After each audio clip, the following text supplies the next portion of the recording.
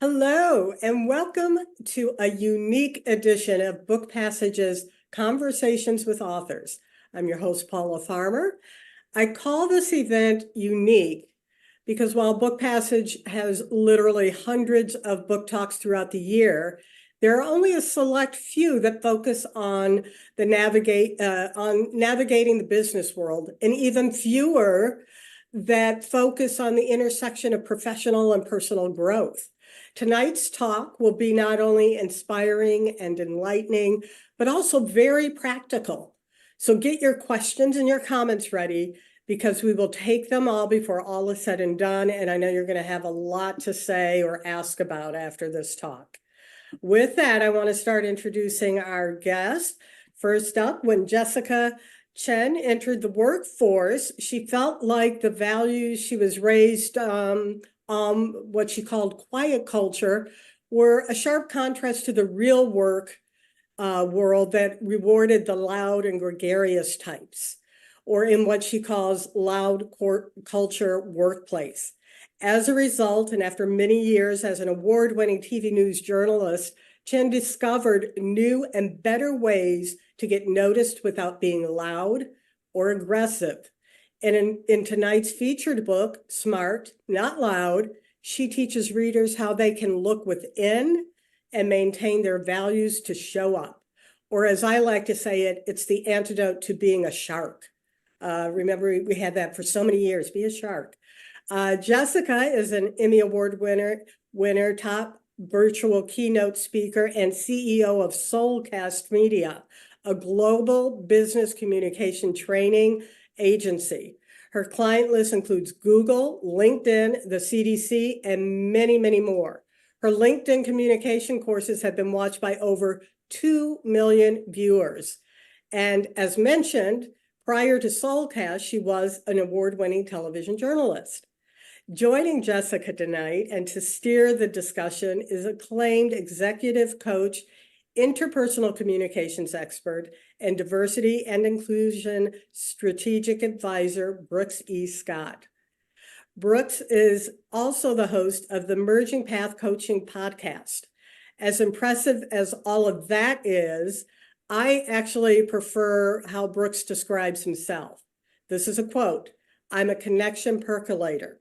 With that, I'm going to turn it over to the percolator himself. Thanks for joining us, guys. Thank you, Paula. I love the percolator himself. I will take that. I will take that. I love it. I love it. Welcome, everyone. We are very happy to be here with all of you.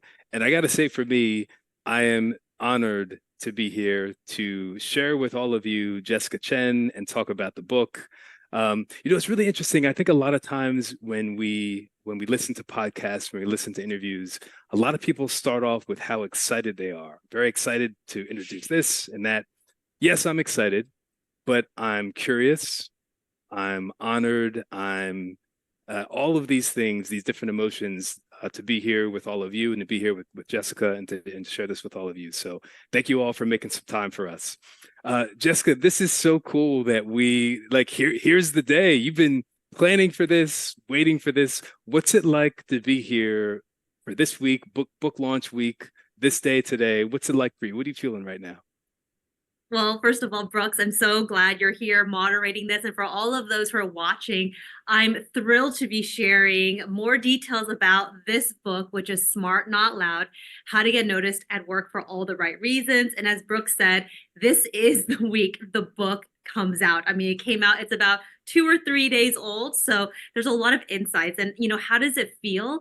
I'll tell you, as an author who has been writing this book for years, it feels surreal, to be honest with you, because in many ways, writing a book, as you can imagine, it's a very solo process. It's just you and your laptop and all the ideas that you want to share with the world. And I remember it was only a few weeks ago, I actually got the physical book in my hands, and even just that feeling of okay, this is now going to be out. Folks are going to learn all the communication tips that I want them to really learn to become that impactful communicator. And here we are.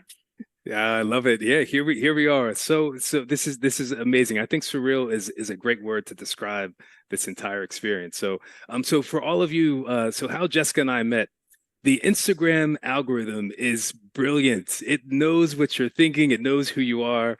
And so I kept getting Jessica's content pushed over to me because I do a lot with public speaking and communications too. And I'm like, who is this person with all of this great stuff?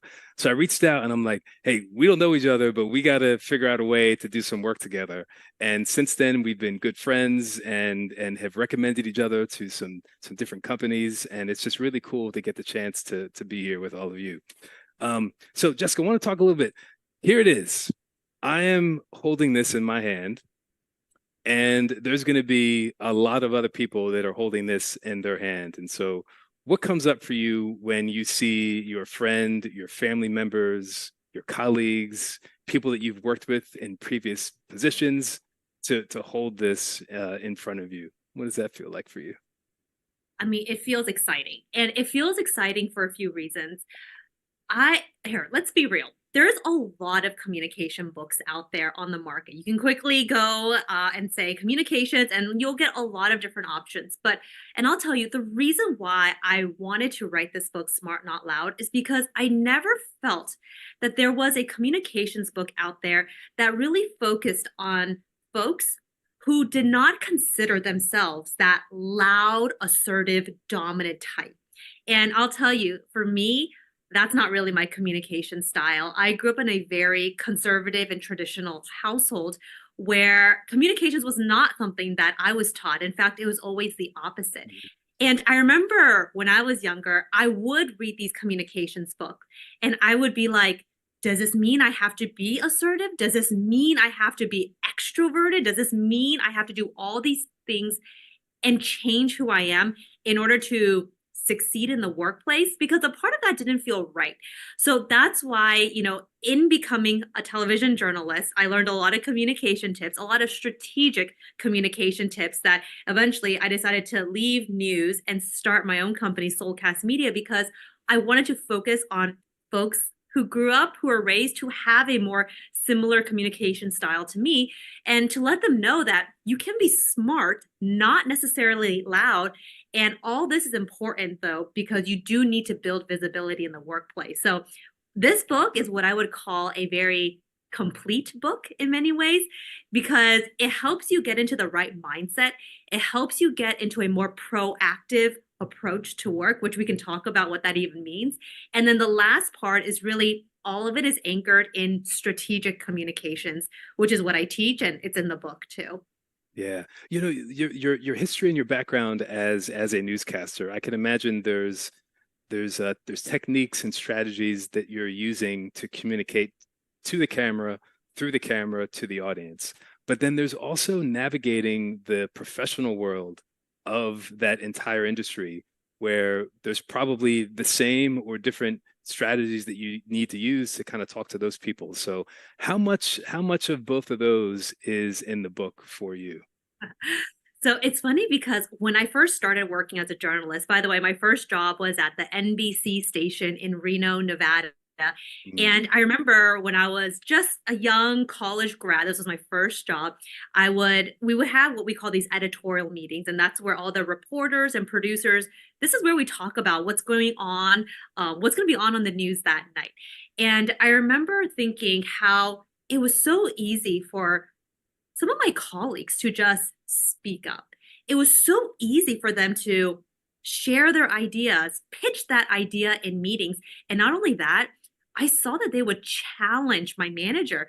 And in my mind, I was like, wait, don't you just say yes at work? Like how are they so confident in even debating and challenging? Like to me, it was like very mind-blowing. And I always joke, starting out as a journalist and starting out on television was probably the best training ground to learn communications, because if you can imagine every day you are public speaking, you are interviewing people, you're pitching ideas, you're writing, right? And so all those insecurities that I felt about how to become a better communicator, I learned it as a journalist. And here's the thing, a lot of these skills are absolutely transferable for folks who work in corporate environments, nonprofit, government. It's just for anybody who has to engage and influence people. There's a lot that, that's in the book about how to do it essentially. I love how this can help us across industries, whether you could be working for a law firm or nonprofit in aviation and entertainment, but this also helps us in our personal lives too. So tell us a little bit about that. How can we use the strategies in here while we're communicating with our family members, with our friends? Yeah, what are some things we can take away for that? Yes. So it reminds me of one of the communication tips that I share in the book. And this tip, which I will share with you what this framework is. So you all kind of like are able to, if you want, you can even write this down as I go through it.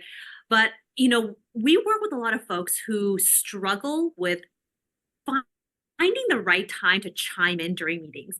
And I don't know about any of you who are listening and watching, but it's like, sometimes it's like, should I say something? It's like, okay, but I should, but when or how do I do it? Because sometimes just speaking, it doesn't mean people will necessarily listen, right? So that's the opposite. Just because somebody is loud, it doesn't mean somebody is always heard, right?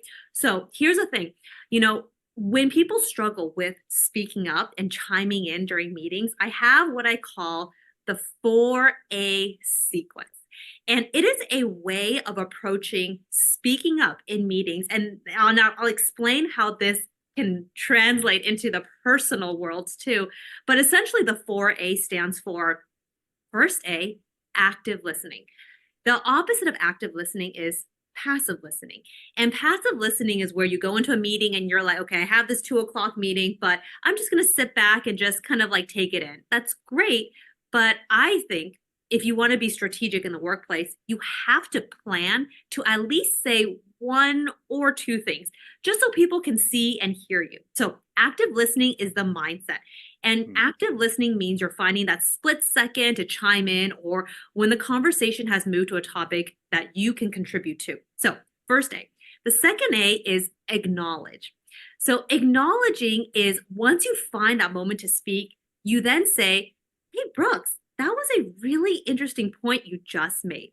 I'm acknowledging you to let you know I heard you.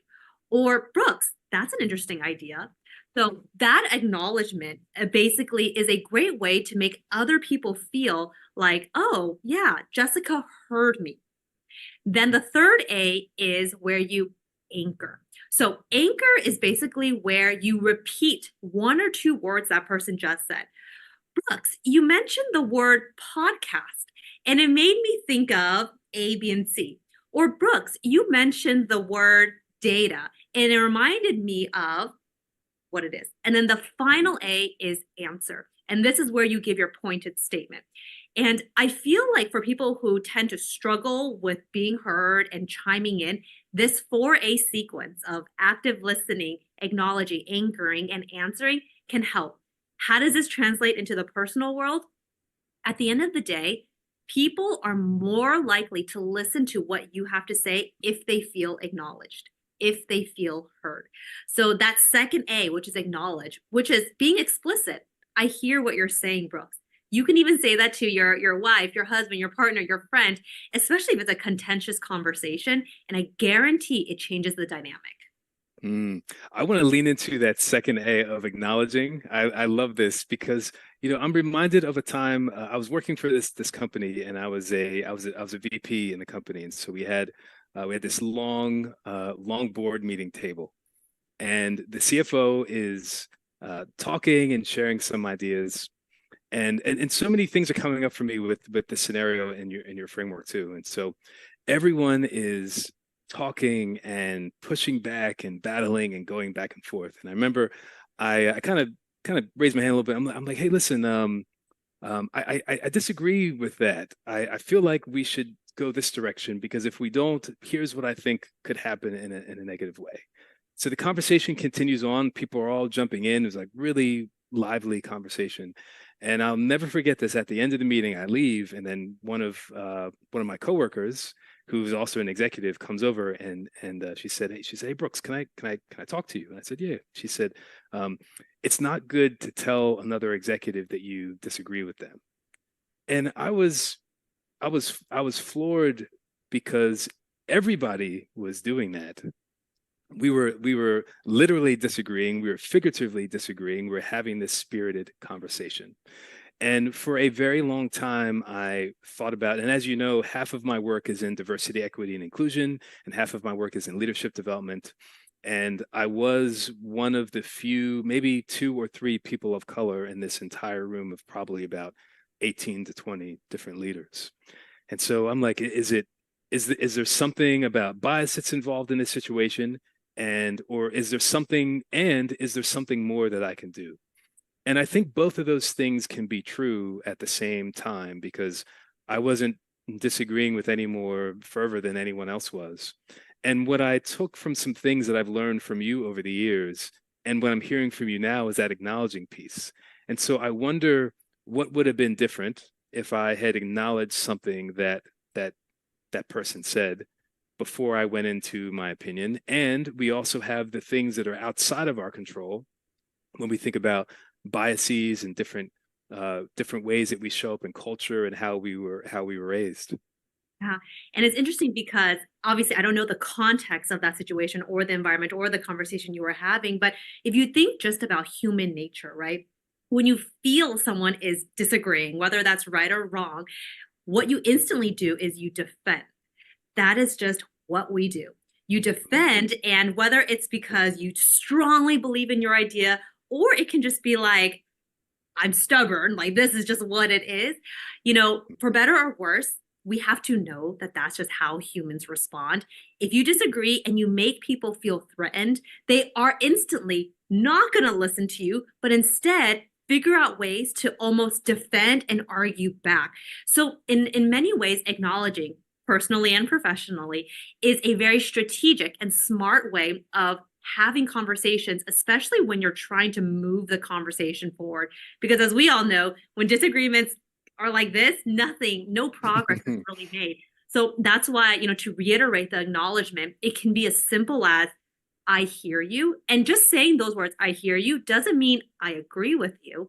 It's just letting you know, I hear what you're saying. And immediately that can, I imagine, diffuse a lot of that, anxiety, or even just that rush of adrenaline that happens because we're being defensive, right? Yeah. So very important. Yeah, and that rush of adrenaline, I always think about things from this perspective, where there's an emotional side of ourselves and a logical, reasonable side. And it is not that that both can move up and down at the same pace. It's like when our emotions are triggered and rises up, our logical, reasonable side starts to go down. And the more that our logical, reasonable side goes up, our emotions can start to go down. And so I love this around, sometimes this is just an ego thing.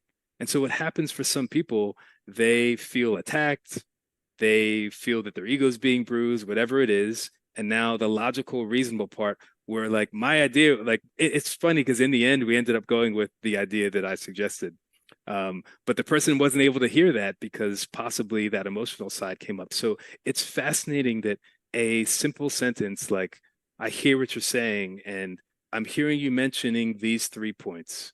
And when I hear those points, it's leading my mind over in this direction, can be enough to kind of hold someone in that space. Yeah. Exactly. And again, this is smart, not necessarily loud, right? And I think these are the kind of communication skills that it's not rocket science and it's not hard to understand, but it is sometimes very hard to do. And I get it. But, now that we're here and now that we're having this conversation, which by the way, I'm so happy, folks are even thinking about improving and elevating their communications. It's now you have this, tool, this insight, and it's just hopefully just remembering to implement it, especially when times are getting contentious. Yeah, I love this. So there's a couple questions that came into the chat here. And so I want to send a shout out to Janet. Janet, I love this. I'm going to read this here to all of you here in a second. And this is actually a great transition because I think a lot of people are also very curious about how to write this book, the experiences of being someone who has lived in the world, lived in the professional world, and have brought all of these things here together. So Janet says she's taken your LinkedIn course and is grateful to get her hands on the book now, which is awesome. So Janet, you are one of the 2 million here. So shout out to Janet. Thank you for watching Jessica on LinkedIn. And she asks, as someone who does seemingly more verbal communicating and teaching, how was it to sit down and just write?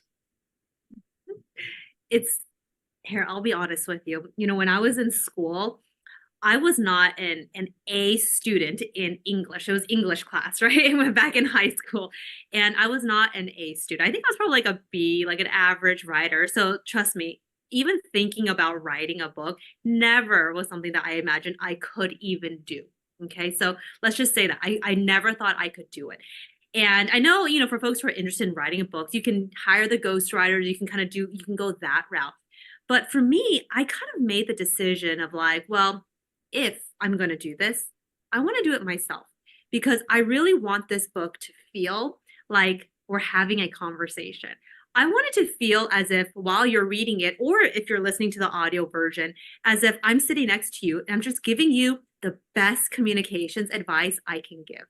And so when I was in that very introspective writing period, and by the way, I'll tell you, for me, inspiration happens in the weirdest of places and the weirdest of times. It's like after a conversation with somebody, and then I get in my car and I don't have my laptop, so I'm like writing it in my notes on my phone, right? It's like all these weird things. And or it's in between my son's like nap schedule. Anyways, you just never know when inspiration strikes, essentially. So I will say, you know, it was very intimidating because writing is not my strong suit per se, but through the process, you do have a lot of support. You do have a lot of like editors who can correct your grammar, who can copy edit.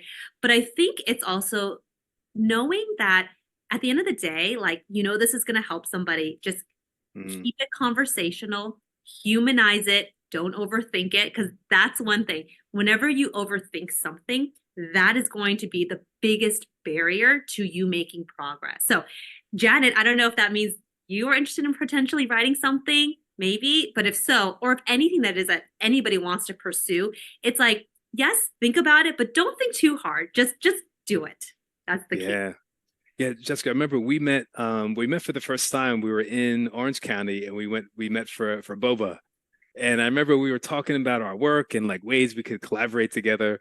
And I remember I said, "Hey, have you ever thought about writing a book?" And I remember you kind of sat back and you were like, "A lot of people keep telling me that I need to do this, but I'm just not sure about putting myself out there in that way." And just so proud of you from that moment.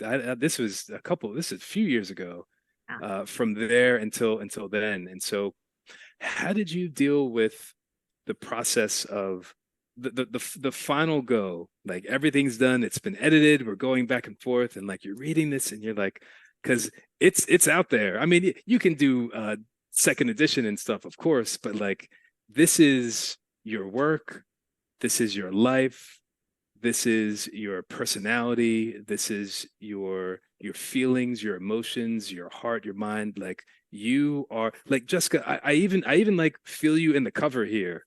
I It's know. like right. Like if I like this feels like Jessica Chen. It's it's clear, it's direct, it's everything that you are.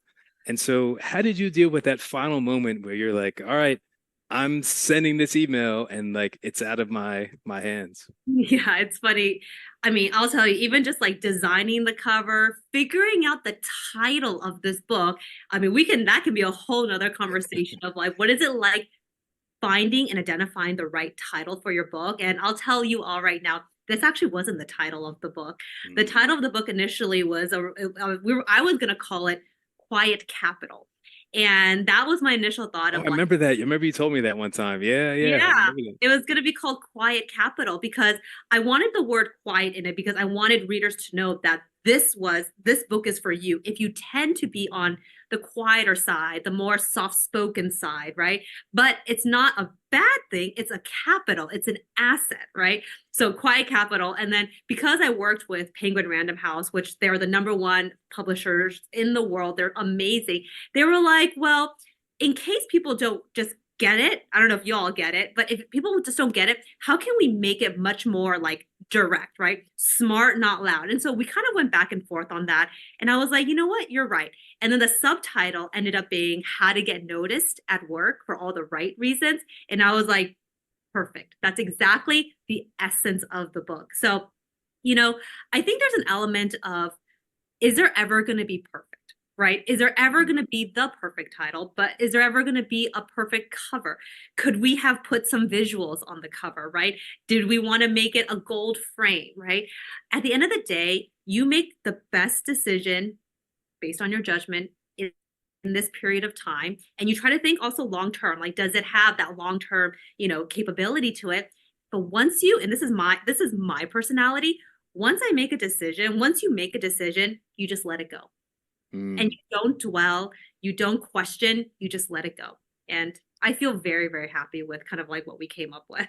Yeah. Well, you've let this go and it has landed in an incredible place here. So I love this. And speaking of the title again, now that we're on this, How to Get Noticed at Work for All the Right Reasons. What are some ways that you see people get noticed at work for all of the wrong reasons and still kind of make it ahead sometimes? Oh my gosh, we've all seen that before, right? Where it's kind of like, wait a second, I'm just as capable as my other coworker. If in fact, maybe I'm even more capable. Like, I get it. Like, I'm smart. Like, I know what to do, but why did they get that promotion or why did they get that project, right? And trust me, I know how frustrating that is because that's actually what happened to me. And that's actually what got me on the journey to understanding how, when it comes to work, I always say there's two sides to us. It's the working us, which is our ability to hit our deadlines, to get things done, to have our goals, our KPIs, right? It's like the execution. That's what I call the working us. But the other side of us is what I call the communicating us. And I'm sure for all the folks who are watching and listening, you got the working you down. Like, you're smart, you're capable, you know your stuff, you're hardworking, you care about the work. But it's the other side that I feel for many of us, including myself, the communicating us, which is advocating for ourselves. It's thinking about, how do we say no gracefully and tactfully, right? How do we ask for things? How do we follow up? Thinking about developing our presentation skills, for example. These are the things that we don't think about as much because we're so focused on the working and the execution. But arguably, in the working world, regardless of what industry you're in, you need both. Not one or the other, you need both. So while you got this down, it's now thinking about, how can I grow this skill?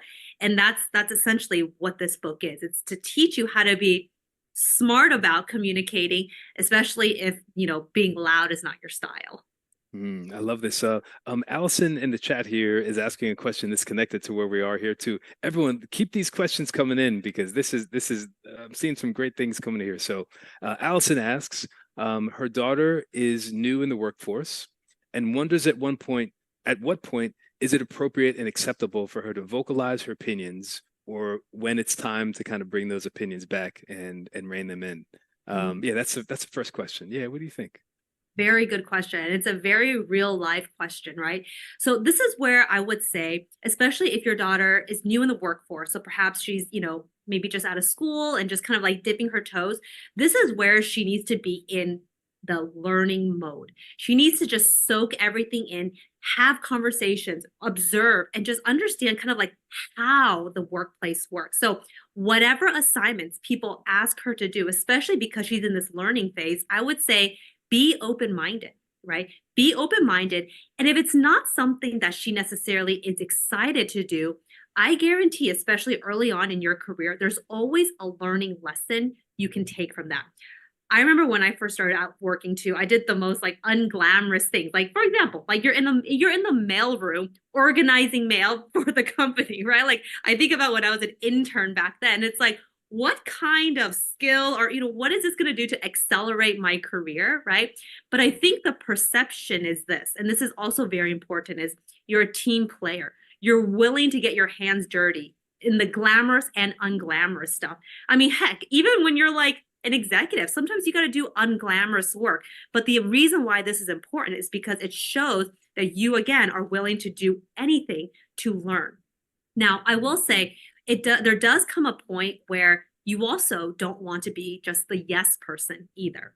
And this goes into one of the chapters in my book, which is advocating for yourself.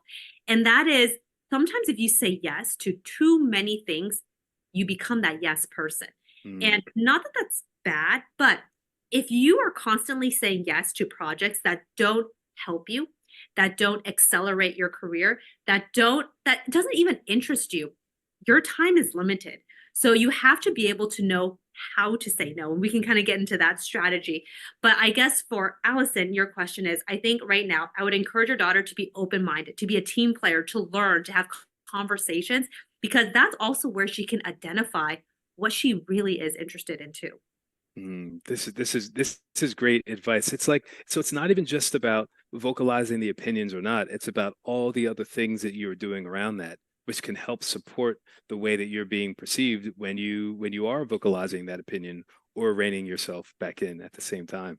Exactly. Yeah. And I think about like, when you think about showing up as a team player, you want people to perceive you that way so that when you do ask for something, and this is important, when you do ask for something, you now have leverage. You have leverage because they're like, oh, okay, Jessica has been really hardworking. I see these last few months, she's just been like a team player and she wants to now do this project. Yeah, let's give it to her, right? This is Mhm. all part of, how people make decisions. I love that. And when you mentioned saying yes to too many things, this comes up in a lot of my executive coaching where it's kind of counterintuitive to think about it this way, but I strongly believe this. We also, in some ways, want to set ourselves up in the workplace where we are replaceable. And a lot of people say work so you can't be replaced. Well, if you're working all the time so you can't be replaced, why would they ever promote you? Why would they ever give you this stretch assignment where you can move and do something different? If you are constantly only making your manager look really good because you're saying yes to all the behind the scenes, kind of less impactful things, why would that person ever move you somewhere? So it's about finding different ways of helping and moving your career forward. So yeah, I love this. Exactly. And it actually reminds me, in chapter 4, in chapter 4, I have a whole section about building your career brand. And this is a very proactive way of approaching your career. Now, a lot of people go, career brand, you mean like personal brand? And personally, I don't like saying personal brand. I like saying career brand because it's thinking about when you show up in the workplace, how do people perceive you, right? And some folks say, well, isn't my career brand just the role I was hired into, or what isn't it just the job that I have to do? And in many ways that is part of your career brand because you're working for a particular department, a group. But I say that we actually have a lot more power and influence in controlling how people perceive us. And there's a whole framework in how you can identify and shape your career brand. But I will tell you, once you kind of have that, oh, I want to be known as the expert of this, or I really want to start like doing more of these kinds of projects, right? I think many of us have that innate, oh, deep down inside, that is interesting to me, right? So I will say, once you've identified what that is, and there's a whole framework in the book, and in fact, there's sections in the book where I actually allow you to write things in the book because I prompt you with questions. But once you identify that, you have to find opportunities to expand it, pitching a new project, suggesting something, volunteering to do something to expand your skill in this area. It's a very proactive way of, I think, thinking about work. Thank you for giving the opportunity for us to write something in your book, but I'm not putting any pen marks in this thing. This is going to stay. I actually might buy a second copy that I can keep in my bag, and so I can keep the nice shiny one on the shelf here. So we have some more questions coming in. This is so great.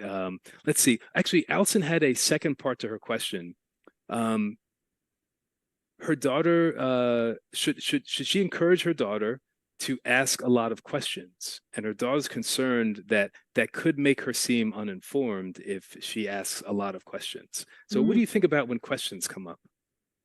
It's all in how you ask the question. So, Allison, for your daughter, I would say absolutely. She should ask questions. So that's kind of like status quo. So I think this is really important because and you just think about it, when somebody asks you a question about they're like, hey, can you tell me a little bit about the work that you do, or what made you go with that decision, right?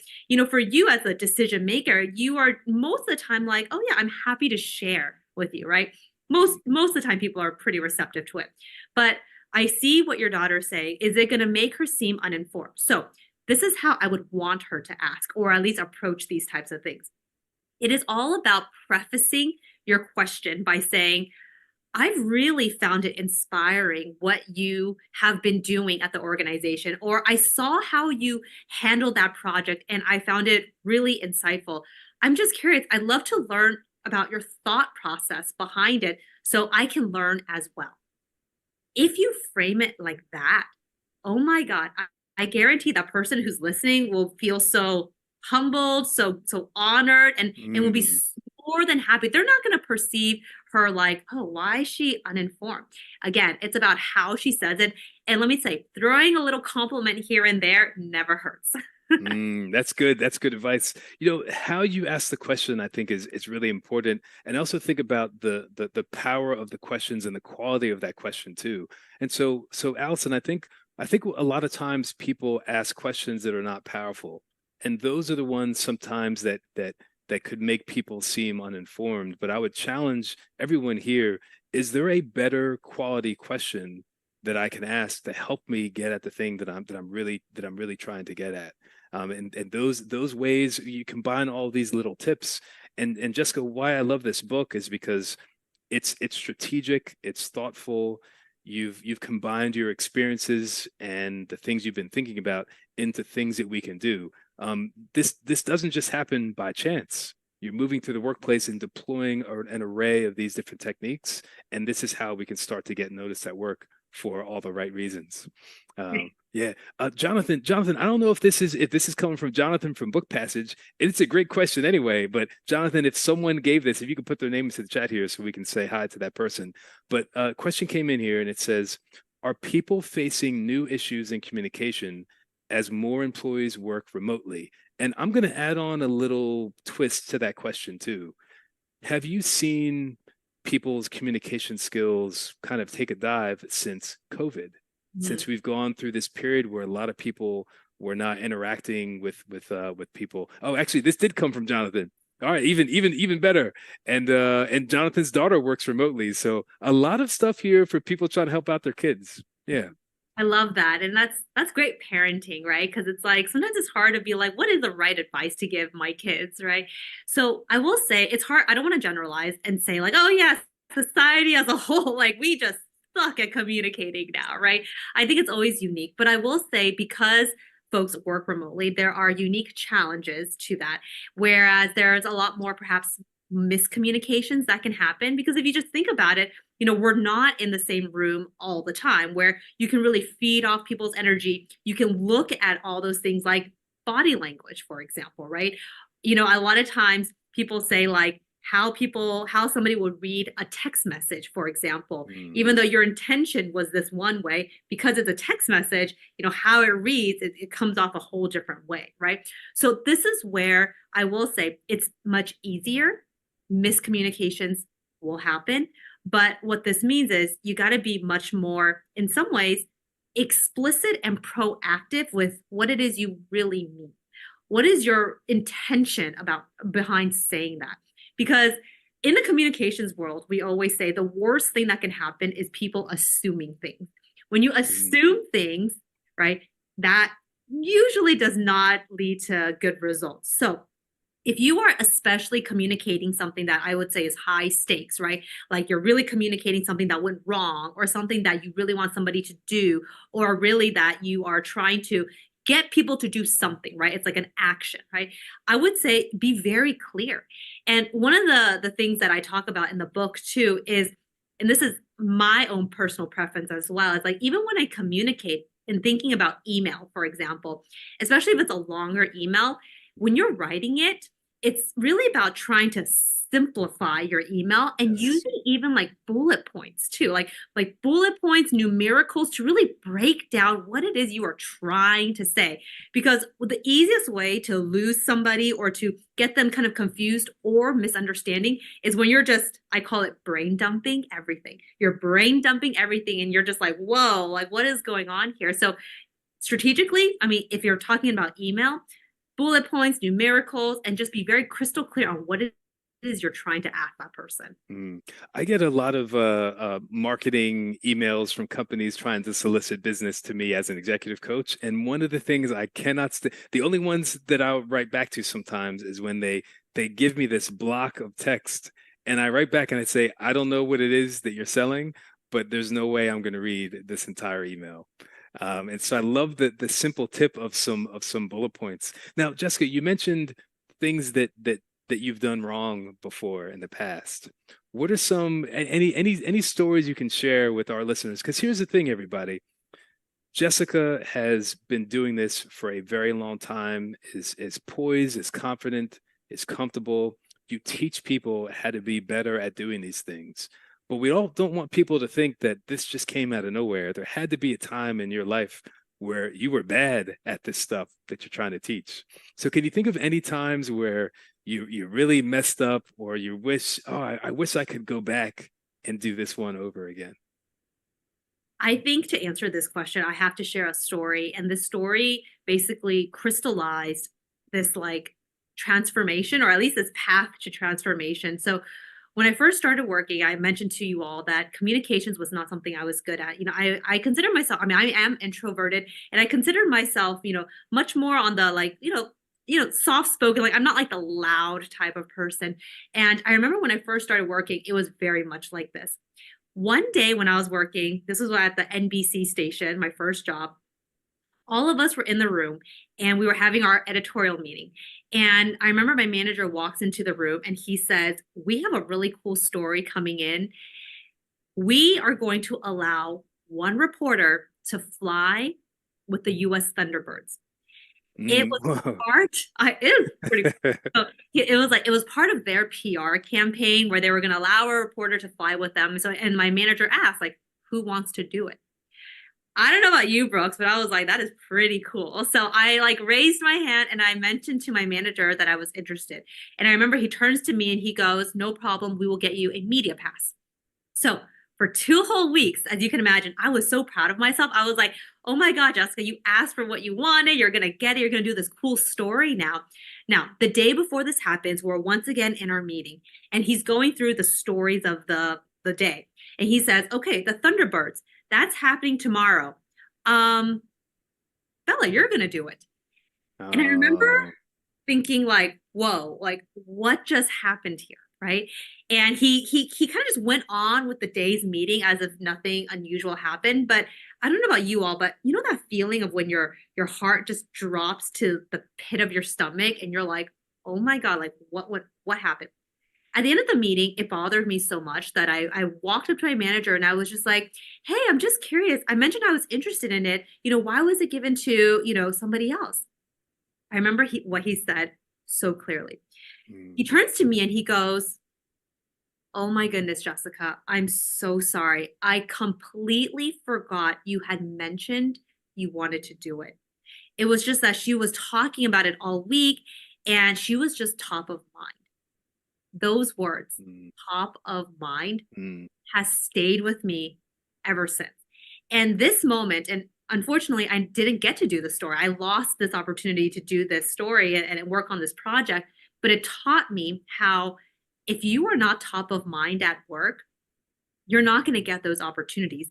And I don't think my manager was being malicious. I don't think he was doing it on purpose. I think it was just he had a busy week, I assume, and he had to just write down the name of the person who's going to cover the story. And it was just who talked to me about this last, right?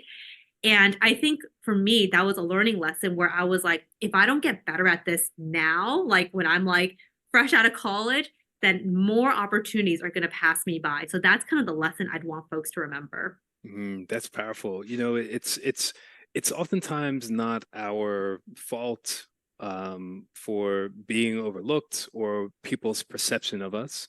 but it can be our responsibility to do some work to change that and to move ourselves to the top of that list, to the top of the mind. And so I don't think we can actually get there. I don't think this book could have even been written if those things didn't happen to you. And so in some ways, it hurts me to hear that you had to go through that.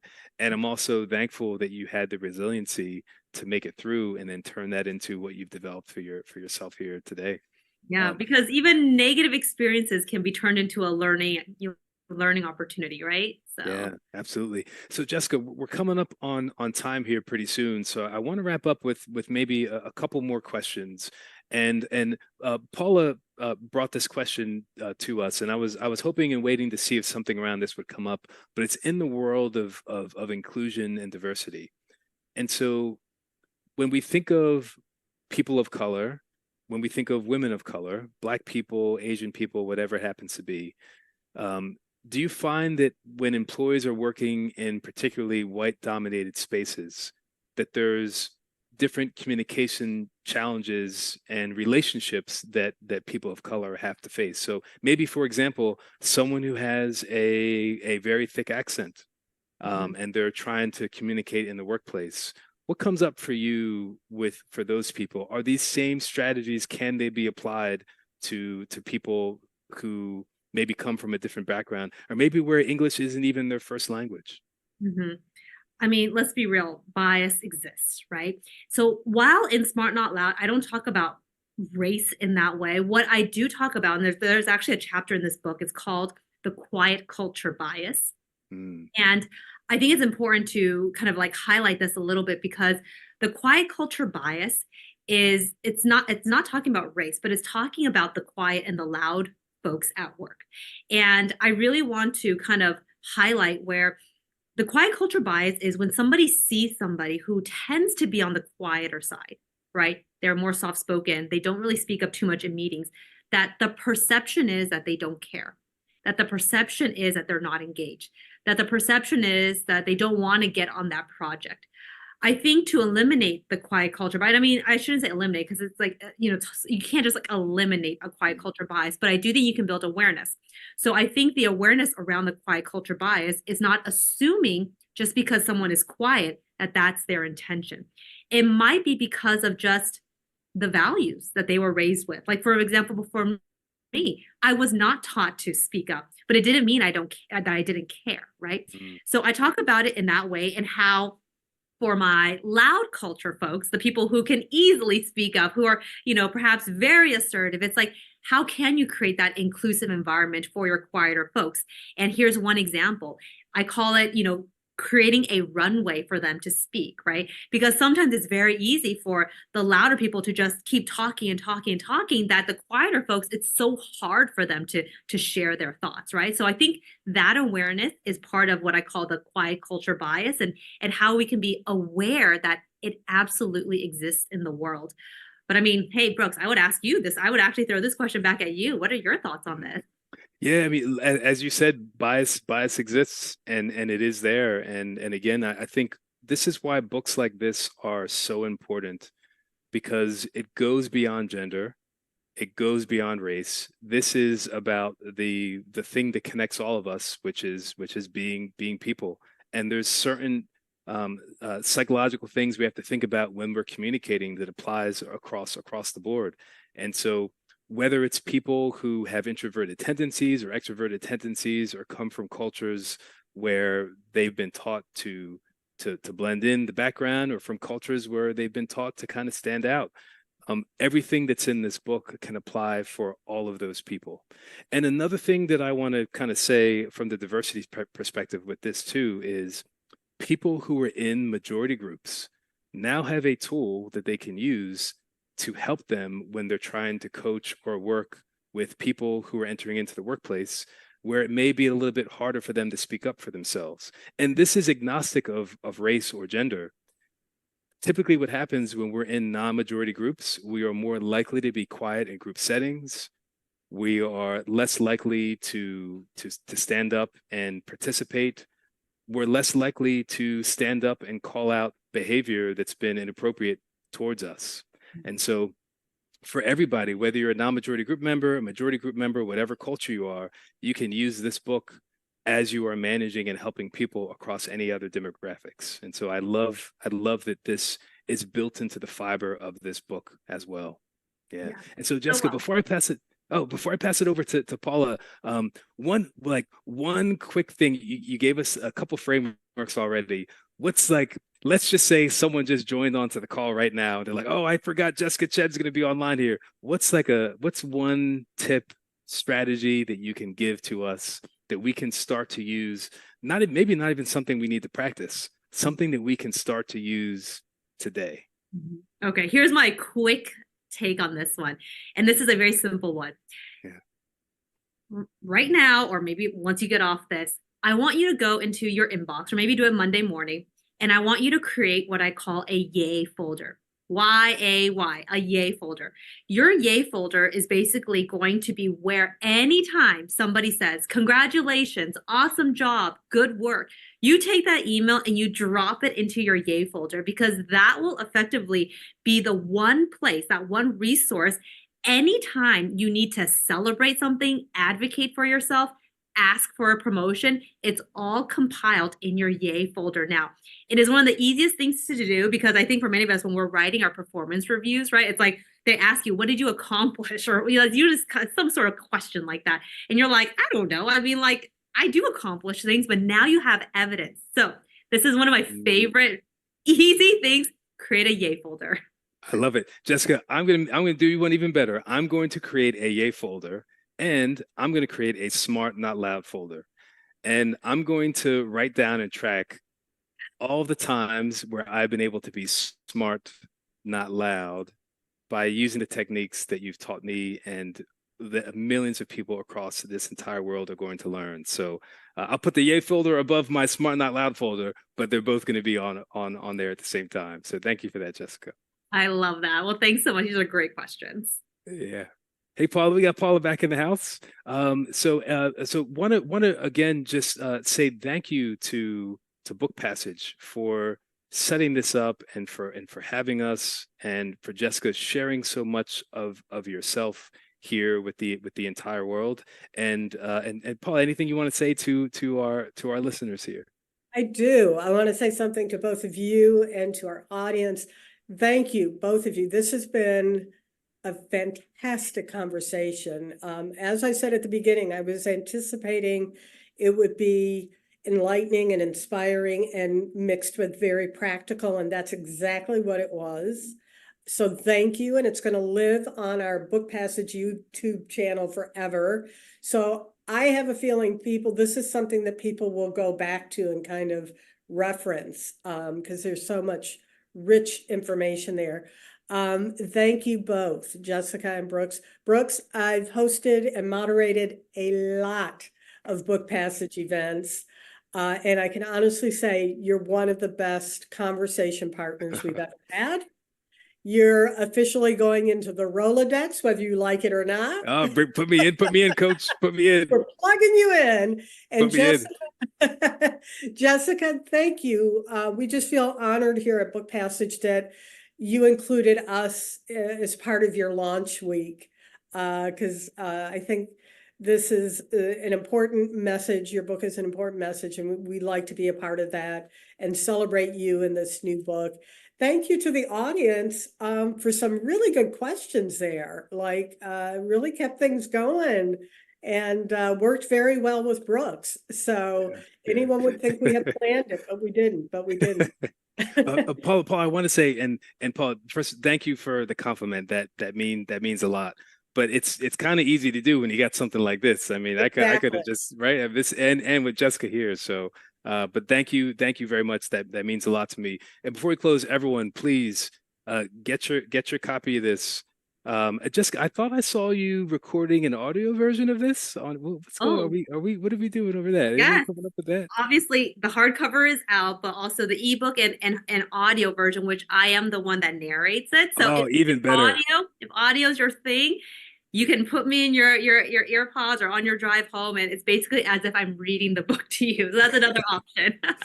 I love it. I love it. So yeah, everyone, please pick up your copy. And Jessica, where can people find you? I know we can go on LinkedIn and find your courses there, but do you have any other socials? Are you on TikTok? Are you on Instagram? Where else can people connect with you? So LinkedIn is absolutely my main one because I talk all things communications there. So if you don't follow me or you want to connect with me, definitely LinkedIn, and actually message me and let us know. Let me know that you attended this book passage session. But Instagram and TikTok, Jessica Chen or Jessica Chen page, add me there and also let me know that you attended. I would love to connect with you all. Awesome. Awesome. Thank you, Jessica. Okay, and I just want to remind our audience, whether you're live or you're joining us later in the archives, we appreciate your support, not only for our events, but also supporting our authors and their work, their books. So please, there's a button right below. If you're watching this, you can click on it immediately, have access to ordering the book. Certainly, if you live in the Bay Area or you're visiting the Bay Area, we have two locations for Book Passage, San Francisco and also Corte Madera. So we encourage you to come in and you can actually get a signed copy. Jessica has graciously agreed to send us some book plates. So definitely do that. Visit us at our bookstore or go online, click that button now, but support Book Passage, support Jessica Chen and her wonderful, fantastic information-filled book. So with that, I'm going to say thanks again to everybody. And until the next event, please be well read. Thank you. Bye-bye.